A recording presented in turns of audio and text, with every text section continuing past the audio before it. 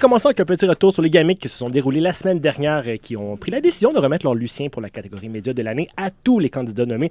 Donc, CFAC, Choc.ca, Chiz 94.3, Écoute-donc.ca, Le Bakou, le Canal Auditif, mais ainsi que CISM, Julien, se sont vus remettre le prix Média 2023. Et sincèrement, sur le coup, Étienne, j'étais pas sûr.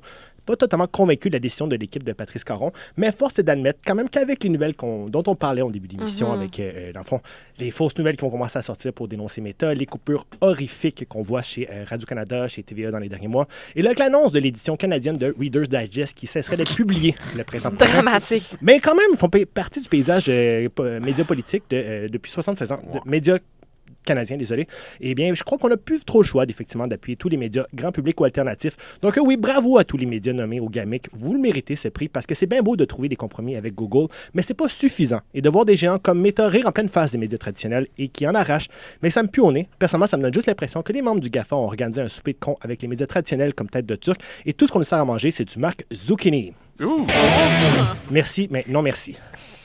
J'aimerais profiter de la présence aussi de Radicalis, notre ami, pour remettre mon prix de la personne pas mûre de l'année, soit l'ex-patron du football espagnol, Luis Rubiales. Quand même, ce charmant personnage qui a embrassé entièrement et de force sur la bouche l'attaquante espagnole Jenny Hermoso. Ben, on apprenait cette semaine qu'en plus de cet événement déjà troublant, celui-ci s'est monté agressif après la finale du mondial féminin, a eu des gestes inappropriés envers des joueuses anglaises. Bon, de son côté, le pauvre monsieur se dit victime d'une campagne disproportionnée. Ben oui, on le sait, hein, c'est coutume chez les garçons d'embrasser de force les femmes sur les joues, en leur tenant la tête et en tapotant de manière inappropriée certaines parties de leur corps, et surtout de démontrer de l'agressivité quand les choses ne font pas leur affaire. De la belle masculinité saine et bienveillante, Luis Rubiales, la personne pas mûre de l'année. Et pour finir, bravo à l'Alberta qui, cette semaine, s'est vu remettre le prix Fossile du jour. Et oui, ce prix satirique qui souligne les mauvais coups de nos élites gouvernementales. Le réseau Action Climat, qui comprend 2000 organisations du monde entier, aurait décerné ce prix lors des réunions sur le climat de la COP28 à Dubaï.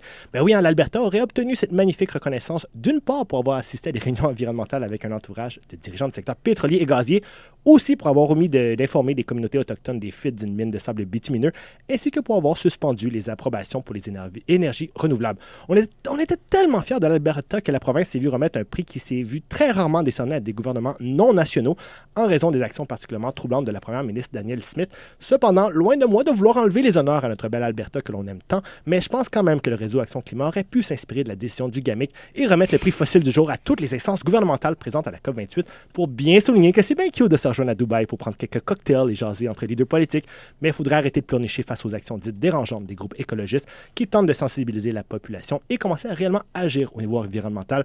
Julien, vive la droite, vive le pétrole canadien. Et comme dirait Calamine, j'emmerde tous ces hassles, ils n'auront pas mon vote, ils n'auront pas ma soul. Au Canada, cash money, gas, oil.